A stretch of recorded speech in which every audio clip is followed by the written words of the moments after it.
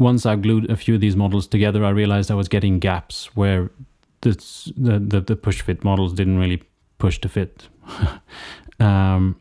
Especially on the backs of the Night Haunt, but also on sort of some Stormcast Eternals. You get it here and there, but on, you know, it's really visible on some parts, especially sort of shoulder pads or whatever you want to call it on their armor. So I wanted to fix this, and there's different ways. No, there's not different ways of doing it. There's different materials to use. I used something called Tamiya putty.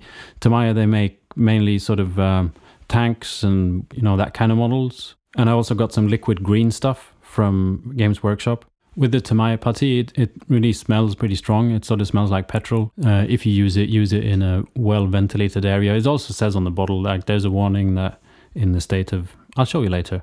You also need something to file down the residue of this so that it only gets in the cracks. You could use a nail file.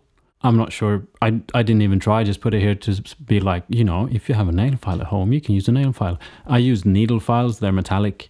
I had some at home as well as nail files, but I prefer the needle files. I'm just emphasizing this so that I don't get into trouble in recommending something to kids or anything that shouldn't be using it. Warning, this product contains chemicals which are known to the state of California to cause cancer, birth defects, and other reproductive harm.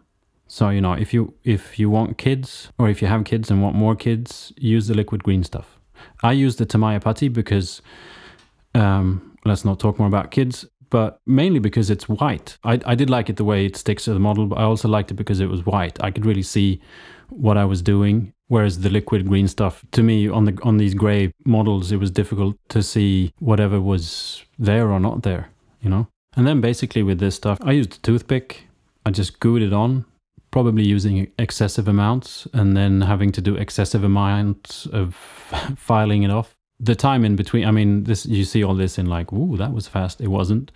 I probably left the Tamiya putty thing probably overnight, or if not more. Whereas the liquid green stuff seemed to dry a lot faster, I think. But it still needs a while to dry. So it's not just dab it on there and then file at it. You'll have to give it some time in between, drink 12 coffees or something. Now, I just want to mention as well, this is sort of a bit of a bonus. On the really small Night Haunt, there's this gang of small skeleton guys.